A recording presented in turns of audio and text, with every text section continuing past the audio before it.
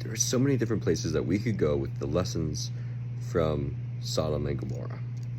But probably the most surprising place is where the author of the Sabbath School lesson takes us.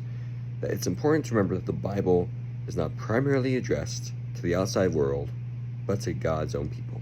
And it takes me to what Paul wrote when he's describing the wickedness and the evildoers. He described them, and then he said, I believe it's to the Corinthians, such were some of you.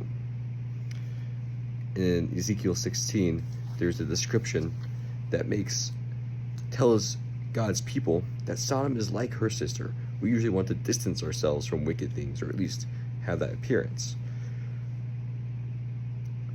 But then Ezekiel writes that pride, fullness of food, the abundance of idleness, not being useful, and especially not being useful in helping to strengthen the hand of the poor and needy, not meeting their needs, led to their downfall. That was part of their iniquity. That was part of Sodom's iniquity. That was part of what led to the iniquity and downfall of the Jewish nation as a whole. And then going back to 2 Peter starts with that list. It starts with the angels who forsook God.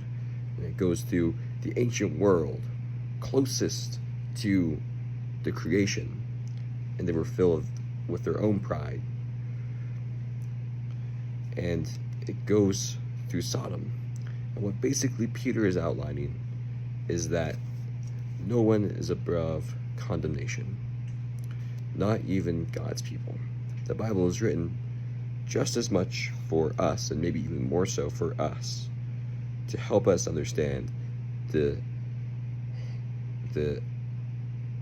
evilness of sin, the wickedness of sin, so that we can turn from our evil ways and look to God. God wants to create in us a new heart, and he wants to see us turn from our evil ways. And Ezekiel also is a cry and is a plead, why will ye die? Turn away from your iniquities. And God promises to give us a new heart, to write his law in our heart. And I hope that is our prayer, that we will turn to God, so that it can be said of us, such were some of you, but you have been washed with the blood of Christ.